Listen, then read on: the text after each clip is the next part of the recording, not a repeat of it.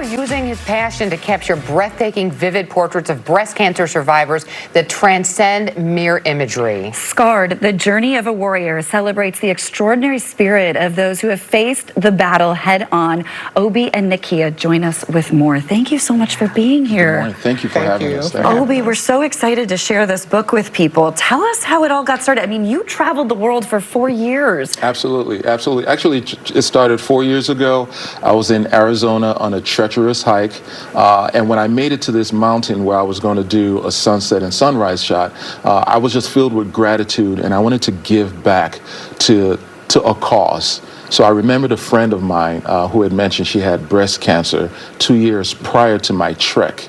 And when I came back to Chicago after educating myself on breast cancer and seeing images of women who have had mastectomies, I wanted to make a difference for her, make her feel beautiful and empowered, even with her scars still being shown. So that's how it started. Nakia, talk about, you've been longtime friends, but tell how you reconnected for this project. Well, when I was diagnosed, I was not planning to fight this fight. I was that afraid.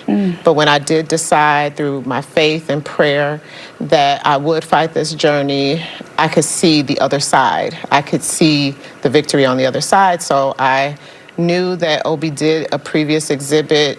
I trusted his work.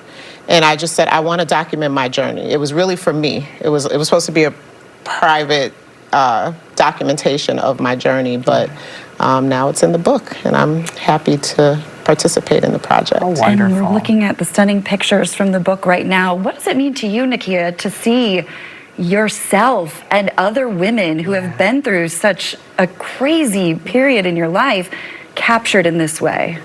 You know, that was about 6 weeks after my surgery, and I had chemo on a Friday. Those photos were taken on a Sunday. So we shot most of the day, and by the end of the shoot, the medicine was starting to kick in, and I was starting to feel it. So when I look back, I think about just all the challenges to get to this point today. I did not see all the things that have transpired in my life happening when I was making a decision to not reconstruct my breasts and making a decision to fight. So it really does take me back to moments of just really what I was feeling was fear. But then after I got past the hard part, I really saw myself coming out in a positive way.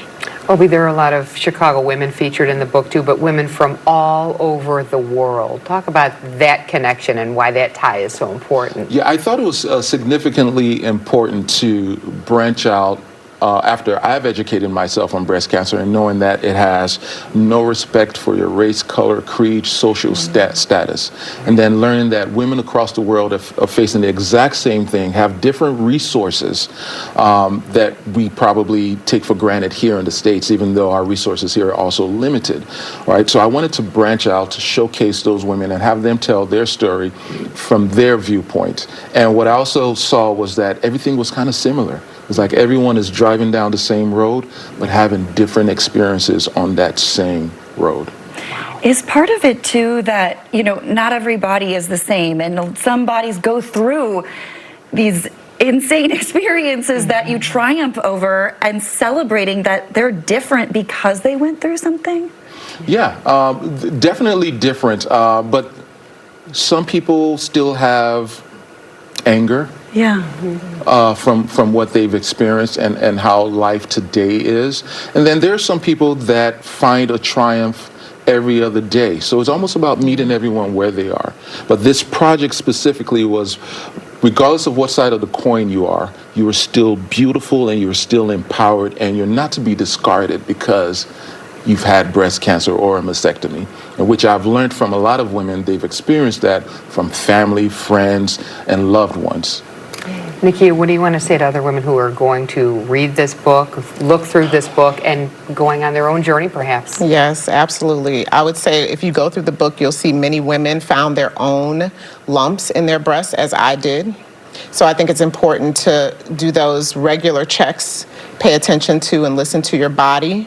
it's always good to get a second opinion because in my case, it made the difference in my outcomes. And most importantly, just to stay positive and think positive and know that after the hard parts, because there are many hard parts, that joy and peace and love and happiness and all those things will return just in a different way and in a new body.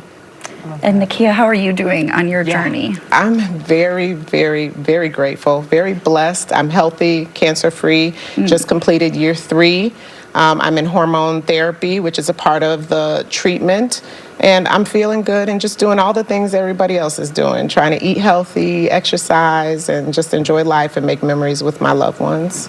That's incredible. Boy, get this book. Get this book. It's Beautiful. life-changing. Thank you, Obi and Nakia. For more information, just head to ElectraSoulHideoutStudios.com. It's all right there on your screen.